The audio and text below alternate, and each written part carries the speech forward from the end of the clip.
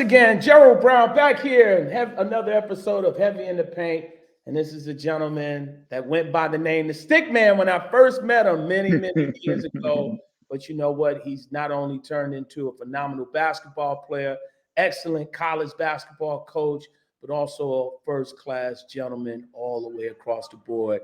Former ACC Player of the Year, NC State Wolfpack, and former NBA player and current college basketball coach, Julius Hodge, joining me here in Heavy in the Paint. Jules. Tippy towel on my Damie. Gerald, what's up, man? I got to ask you this, man. Are you a little disappointed that they didn't ever make a Pootie Tang too? Come on, man. Like, that's a cult classic, man. Like, you got to give Pootie his props, man. You got to. Yo, I was trying to find out, and there's a rumor that's going around that maybe Jerome Tang is the nephew or the cousin of Pootie Tang. Come on. Like, I want to ask Coach Tang that. Are you related to Pootie? That's hilarious. Oh, man. Jules, you know, NC State has been the darlings, if you will, of this NCAA tournament, and really just looking at what they were able to do in the ACC tournament. How much pride as a former Wolfpack do you have for this current run by this current NC State team? So before I even hit on NC State, man, I gotta tell them, you know, how we met, man. You would coach me when I was a young buck, right? Started at Millbank, 11, 12 years old. Then I got a little older, teenage years with the New York Ravens. And I really want to say I appreciate you and the time that you put out there for us young fellas, even to the point where, you know, I'm following in your footsteps, right? I'm a college coach, but I coach sixth graders here in Arkansas, right? So I'm doing the same thing. I'm just passing it forward. So I definitely appreciate you, man. No, you know what, man? I tell you, to this day, I made a mistake cutting you that time, man, Jules. Yeah. Jules, I'm sorry, man. I was trash. I get it. I was trash, man. No, you weren't trash, Jules. I just said, you know what? That stuck with me, man. I see it like yesterday, man. But you know what, man? I appreciate this. And like I said before, man, I admire the man you have become and how, you know, again, you have navigated and all the way you have carried yourself, man. I applaud you 1,000% in everything that you have done and continuing to do as you climb the ladder. I appreciate that. I appreciate that for sure. And to get to my Wolfpack, I mean, the run that these guys are on right now is remarkable. I mean, behind their leader, DJ Burns, and guys are stepping up, making shots all around the board with Horn as well. And I mean, I love it, you know, and I especially love it for the coaching staff and Coach Keats in particular, right? He was getting, it was a lot of mess in the air. And for him to get his guys playing the way they are right now, these guys are playing basketball the right way. They play hard. They stay in games. They win close games. They blow out games in the end. They play really tough defense. They get up and down. Even though a lot of those plays, DJ Burns, he's watching them in transition. But you throw it in there, you're going to have to stop him one-on-one. It's not happening. And if you double team, he's such a good passer that he's finding the open shooter. So I love the brand of basketball my Wolfpack are playing. Yeah, you know, it's interesting. I spoke to somebody in the NBA, an NBA official, and they were telling me that they're very, very impressed with DJ Burns. And obviously he gets in shape. You know, they would love to see what he's able to do because he's light on his feet. He has, you know, he has great hands. And like you said before, he's a throwback. And you know what? He's a real mismatch in terms of just being able to guard him. And I've been so happy that they have allowed, the referees have allowed him to play and not use that as a disadvantage in terms of guys flopping and all that other stuff. But, you know, just be really interested to see what he can do if he gets in shape. I want to ask you about something you just talked about that, you know, with Coach Keats had a lot of pressure on him. Rumors and whispers out there, possibly him being on the hot seat. In the climate that's in today's college basketball, and you're a part of that, is there such thing as being able to have a team and develop? Because look, last year you're at Arkansas Little Rock and you guys, you know, I think won 10 games and then you turn around, double that, win 21 games. Yep. How much of that do you think is a thing of the past, or is there so much pressure on coaches, you guys, to win now as opposed to being able to develop and build a team for the future? So it's definitely pressure, right? We knew coming into the season we had to win, and we went out there. We won the OVC regular season championship. Went on a run. At one point in the season, we won 10 games in a row. We had the longest win streak in Division One basketball, men's basketball, and won 14 out of 15 games. So we definitely hit our stride. But yeah, it is pressuring every year. Right away, you have to be able to win games. I mean, you look at a situation where Coach Rob Lanier was at SMU. Year one, he won 10 games. In year two, this year he won 20, and they got rid of him. Yeah. So it's really cutthroat now. So you have to make sure when you go on that transfer portal, you're utilizing it the right way, and you have to get guys who want to win. Right? I know everybody's saying, "Hey, NIL is such a problem. Guys want this or that." Well, if you at a place that don't have that money, you have to make sure you're still able to get really good talent um, for the low. I guess that's how they say where we're from. So you have to be able to do that. You have to coach guys in your system, and us coaches, it's obviously we still do everything right. We still making sure academically they're doing the right things. We're psychologists for sure, but we're also general managers. So you have to be able to manage your talent and get new bodies in there if you have a group of guys head into that portal every year. Yeah. Now, obviously going back to your alma mater, NC State, and NC State has always been the little brother to, No, UNC. that's not true. That's not true. I'm no, no, no, no. We're not even gonna go there with that. That is not true. Well, Never some been. people might believe that. Some people I might don't know. believe. But my 4 years in college, it was only one team that had more ACC wins than us, and that was Duke. It wasn't UNC. It wasn't no UVA. It was no Clemson. It wasn't Wake Forest. None of that. So we've always been there, the Wolfpack. All right. So all right, go ahead. I'm gonna let you finish. No, but you know what? You got to set the record straight. But Hmm. how good is it for this Wolfpack Nation to be in a situation where you have this team that, like you said before, kind of unfair to Kevin Keats, the head coach, and that coaching Hmm. staff that look, just really developing guys. And sometimes it just clicks that you just Hmm. don't know when it just clicked. But in terms of just from afar, do you think the fan base now embrace him and this program a little bit better after the fact is this result and the run? Because like you said before, they weren't even supposed to be nowhere near this. It was Yeah. all over, said and done with in the ACC tournament, and just this phenomenal run that they've been on. See, so my thing is, forget the noise that's out there. Coach Keats and the Wolfpack went on basically, essentially, a 7 game win streak in about a week and a half. Yes. All right. So is Coach Keats and staff that much better of coaches from 2 weeks ago than they are today? I think they were always great coaches. I think, but we're just now in an atmosphere in college basketball where everyone wants it today. What are you doing now? Whereas you look at a ton of great coaches, Coach K. You look at Coach K when he first started. After his first 5 6 years, Duke wasn't doing a lot of winning, right? It wasn't doing a lot of winning. Now, you know, Coach K did a great job of recruiting on Coach Johnny Dawkins, and then they were able to get that thing rolling, right? But when you have a winner in there as your head coach, and he's doing all the right things, and he's a perfect CEO. He's who people want to run through a brick wall for, and his players especially. You give him time and the resources to have success. And say if the Wolfpack didn't go on this run, people may be looking at it differently. But you always had a great coach there. Yeah. It's like you have to look at it that way.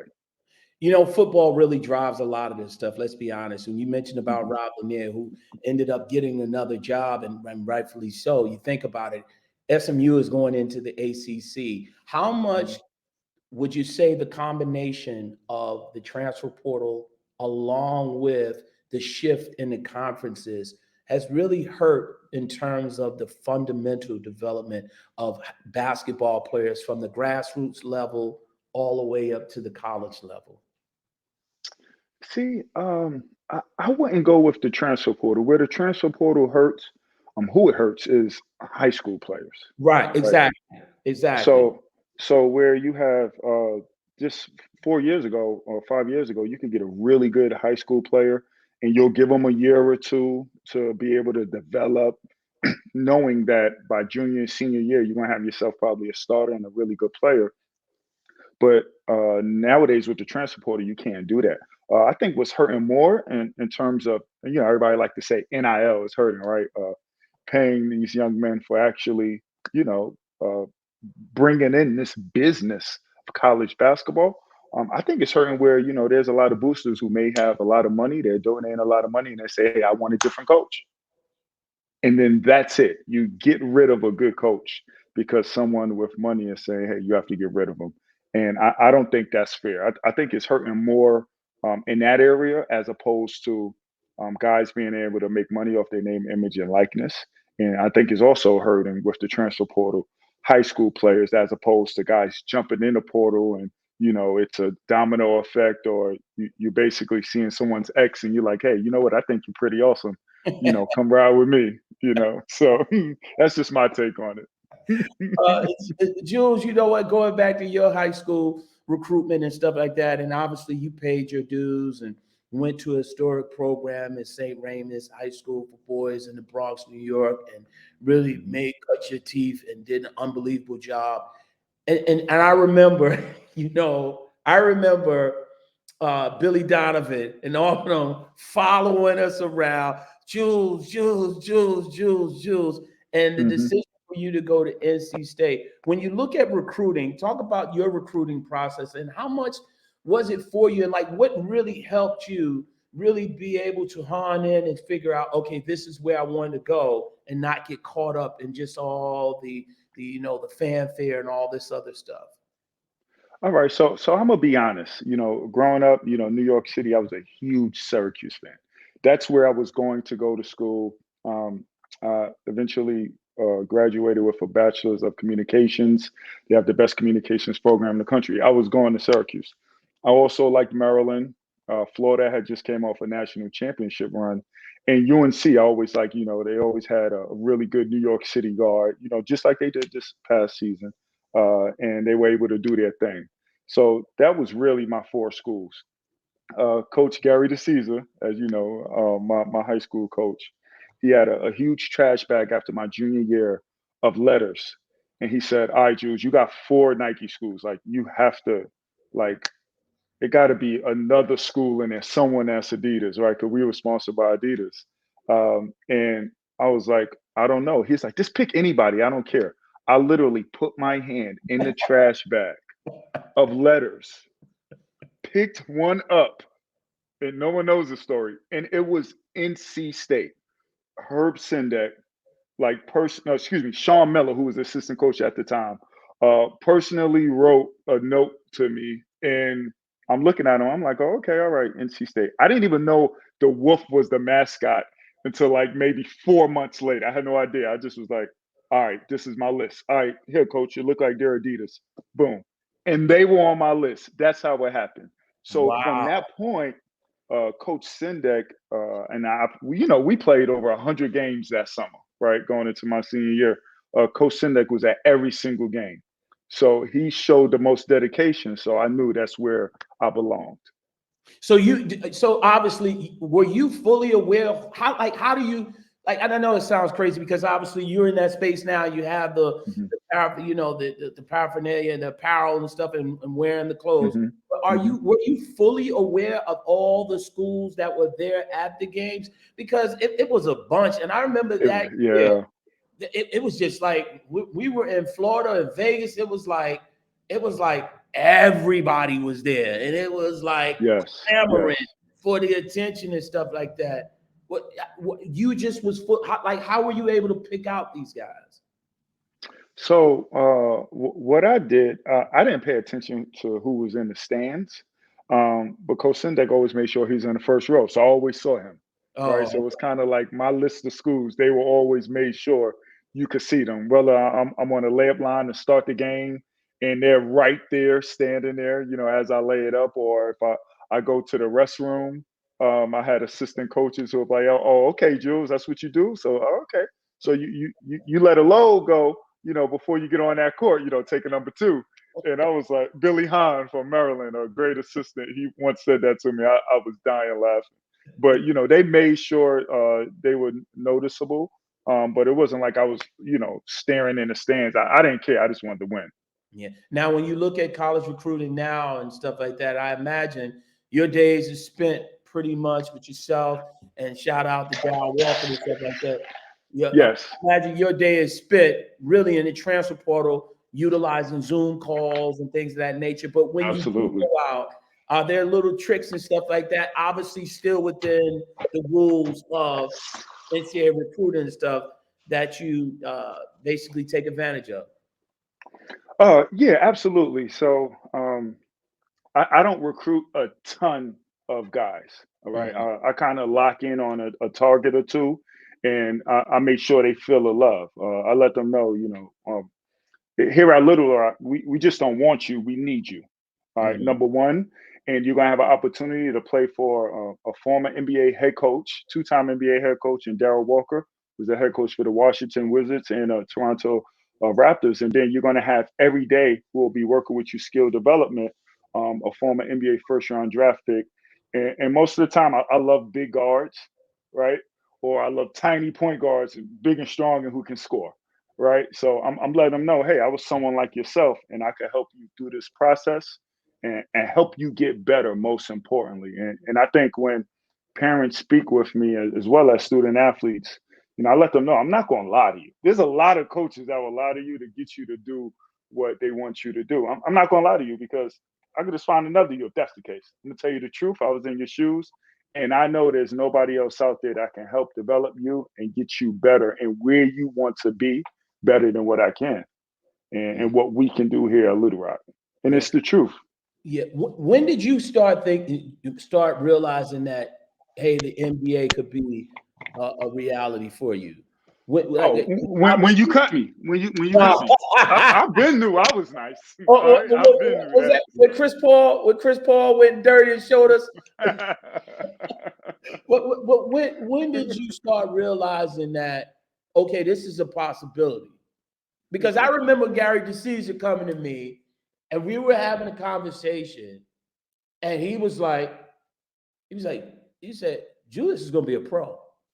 And he was He like, was right. He was right. yeah, I mean, he was telling us, and I was like, yeah, and it just seems like when you pick a school, it just seems, and that's so interesting because I always felt like sometimes you got to go somewhere, and then again, it's changed where you can get your opportunity, you can grow and really evolve. And if that opportunity presents itself, you could take full advantage of it. Mhm. Everything seemed like it laid out for you. But when did you really know that, okay, this is a reality?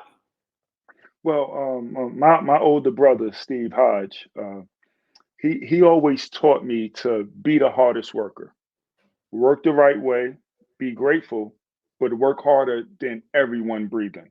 So he instilled that in me when I was 7, 8, 9 years old.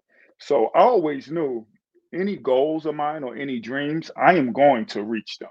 It is only a matter of time. I don't know when, but it's going to happen. So for me, since I was young, I knew what the reality was. So when I was out there, like, yo, what's up? How you doing, young lady? You need to holler at me. I am going to be him. And they was laughing at me because I was really slim. I was like, hey, I'm telling you the truth. So in my head, I always knew it. But coming up, I was never really the best player. That literally didn't happen um, in reality till about the beginning of my junior year. I was always on teams where other guys were better. I was just a role player, and I would always try to play up and just play my role. If I'm open, I'm gonna shoot the ball. If not, I'm gonna drive it or pass to my open teammate, and it just happened to work out for me. But Coach DeCesar cut me my sophomore year in high school from varsity. Like I got cut. Yes, he cut me. I played JV for about half the season. I averaged about 34 points. And then I was moved up to varsity in the middle of the year, right? Majestic Map was our star. McDonald's All American at the time. great player for St. Raymond's. And then I only played 33 minutes in varsity. Right, I had one game we played against Lincoln High School. They had Eric King, who ended up going to St. John's. They had another high major prospect on that team. And the night before, Majestic and about 5 other seniors went to a party, right? So we had curfew, and Coach DeCesar said, "All right, you guys are suspended for the next game." I was able to play in that game against Lincoln. Came in off the bench, scored 14 points. I was in the newspaper. I was like, "Okay, I'm about to start playing." Next game, back to the bench. But that was my 33 minutes. But I always had a chip on my shoulder. Yeah, I remember, I think the last time I saw you in person, we were at Peter Mulligan's house and you were going through the draft process Hmm. and you was just like, yeah, I'm going to this teams and stuff. What did it like? What did it mean to hear your name called? And we always hear this and stuff like that, but what did it mean to hear your name called? But also looking back on it, what was that process like and what would you do differently? So it was great hearing my name call. I would say my expectation of that day always happening kind of took away some of the natural joy that I should have had. That's why nowadays I put no expectations on our players. I'm like, hey, we're going to work hard. So when you go out there, you're confident. But I'm not going to put any expectation on you because when you do something good, I want to be able to live in that moment and in that joy with you. Okay. In terms of going through the NBA process, starting with the workouts, it was just the same thing I've always been taught from my big brother, just outwork everybody, right? If you show the work ethic that you have, and right now you really lean into it with integrity, then your dreams are going to come true. And that's what happened. But in terms of the process, at the time with the NBA workouts, when I was finished with my workouts, I had worked out for the most teams in NBA history up until that point. So I was really putting in work, and even to the point where I tore my meniscus doing a Wow. Minnesota workout. It was about my 16th workout. I went on to have 8 more. All right, so it was like, hey man, I got to make sure I'm a first round draft pick, a lottery pick. If I could get there, I got to keep working. So it was strenuous, but it was extremely rewarding. Yeah, you ended up being a first round pick, 20th overall to the Denver Nuggets and stuff, and just going through that process. And now you're doing the coaching. What's next for Julius Hodge in terms of just obviously from the coaching ranks? You're seeing a lot of guys, former NBA players, getting opportunities and stuff like that. What is your aspirations on this level? Yeah, so instead of next, I would like to talk about what's going on now. So I actually worked for my former college coach, Herb Sendek, for 2 years at Santa Clara. And then I did another 3 years under Coach John Prelu, who's a Jersey guy. And I was still right there in Silicon Valley. And when I first got there, I said, you know what, Julius, you are here with all of these huge companies, these big time organizations. You have to find a way to create something special. So I actually started my own product development studio where we make smart devices. So we have one that we're actually about to go public with. I've been really tight-lipped on it. I haven't told nobody except for my wife and my family. And it's like it's been bursting for me to want to say something about it, but I've been really hush mouth about it. But we're making great strides with that. My wife, she's doing really good with our transportation company. We have a couple of semis we have out there on the road, and life is good, man. I'm an assistant coach for Coach Darrell Walker. He's not a micromanager. He let guys, do their job and do it the right way. He allows us to coach as well. Um, and I know I'm gonna be a head coach really soon. But again, I'm enjoying the joy of this moment. So I'm not allowing it to get away from me. I always look at you as a renaissance man because again, you're not locked in on just one thing. So I'm Yeah, not yeah, yeah. surprised. Mr. Versatile. Yeah, you're very versatile and you're doing all these different things in terms of just obviously tapping into so many different things and Hmm. obviously not letting one thing define you as just a basketball player. So I mean, Hmm. I'm excited about this and I'm not really surprised at all. And make sure you tell Coach Darryl Walker, when you see him next time, my good friend, his good friend, BJ Armstrong. That's Said, right. That's yeah, right. BJ's my man and stuff. But Shooter. yeah, definitely. But you know, when you're looking at all the stuff that you have done and stuff, and you look back over your basketball career, what's been your biggest takeaway? Just having high character, being a good person. You meet a ton of great people in this business, and just being around basketball, and that's something I tell the sixth graders I coach. It's a quote I always use. I say, "Don't judge me based upon your minutes per game, and I won't judge you based upon your points per game." Right? Yeah, and I tell them to enjoy the moment. So I've met a ton of great people through basketball. I've made, um, man, it's just great connections with people. My business partner with our company Up Five. I met her through basketball. We literally was just. I was coaching at San Jose State, and I was actually in a transition of going from Santa Clara to San Jose State, and I would just go out and just hoop sometimes with some of the locals. And she happened to be out there, and she asked, can she play me one on one? And I cooked her, but she almost beat me, right? It was close. Like she almost beat me, and and she ended up being a genius. So I kind of just walked into that, but just being a good person and just being full of life. So that's one of my biggest takeaways is being a good person, and if you do that, it will come back to you tenfold. Yeah. Now, Jules, I want to just go back before I let you get on out of here. How did you get involved in the coaching? Because again, you go from playing in the NBA, obviously overseas, and then sometimes guys have that time where they need to figure Mhm. things out, which is only right because again, you've done something for so long, and now trying to figure out you still have a whole bunch of life to live, trying to figure out what's next. How did you end up in coaching? And getting that inspiration to follow this thing to the collegiate level and have the success that you've had.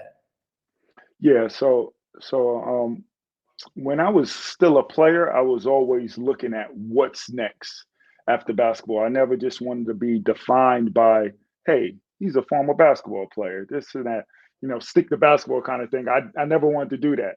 So before I retired, those summers where I would be home from playing overseas, I would go intern at the ACC Digital Network, which is now known as the ACC Network.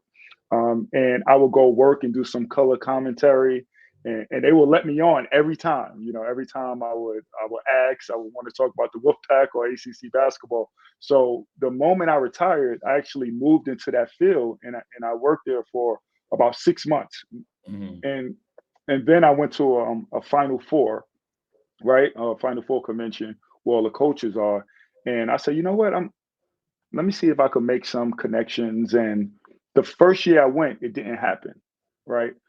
So I said, all right, I'm gonna go play one more year. And then the next year, when I went, I was able to connect with Nate Oates, who's now the head coach at Alabama. I got on at Buffalo. We made it to the tournament, and then the rest was history. So I always had in the back of my mind what I wanted to do. It was just a means of, I know that's going to be the finish line. The middle stuff is how do I get there? Mhm. So, and I was blessed to be able to do it because a lot of guys don't really plan for what's after basketball. And it's unfortunate, but God blessed me, and I was able to go right on the right path. Yeah. So obviously, in closing, we're looking. I want you to ask you a couple more questions in terms of obviously, aside from the Wolfpack, who do you see in that Final Four? If you couldn't pick the Wolfpack. I want to see, if I could, maybe Tennessee, Mm. because their associate head coach Justin Gainey, he's a former NC State Wolfpack. We worked together at Santa Clara for a year for our college coach Herb Sendek. Um, Obviously, I want the pack, so I'm gonna say the pack. I would love to see some ACC teams, right? So if Duke could get there, and even little brother UNC, if they could get there, it would be okay with me, right? I wouldn't necessarily root for them, but I wouldn't root against them, so it would be okay. I'm just interested in that. And then when you look at the NBA, obviously your team that you got drafted by, they're the current NBA Mhm. champions. the Denver Nuggets and stuff, and you look at this team, it seemed like they obviously managed the season, and now we're heading into the home stretch, getting ready for the playoffs. When you look at the Denver Nuggets and stuff, how impressed are you by what they've been able to do this season after following up and winning that first championship? I'm gonna be honest. I don't watch the Denver Nuggets much. I don't. Now the Knicks. I love Jalen Brunson. Those guys have a cast of guys who are 6'3", 6'4", 6'5", strong, defend. It's kind of like that Villanova connection. These guys are just tough-minded, play basketball the right way. They represent 2-foot university, playing off 2 feet, taking care of the ball and making open shots. So I love to watch the Knicks play. So I got to give props to my New York City guys. Boy, you're gonna make a lot of Knicks fans happy, and He'll definitely gonna make them happy. Listen, Jules, I really appreciate this, my brother. Nothing but love for you and the family, man. Always, always. Continued success in all that you do, and definitely be looking forward to talking real soon. Because obviously, I know there's going to be an abundance of opportunities headed your way. But definitely, I appreciate you for this. Absolutely, I appreciate you, Joe. Anytime, Julius Hodge, heavy in the paint, right here.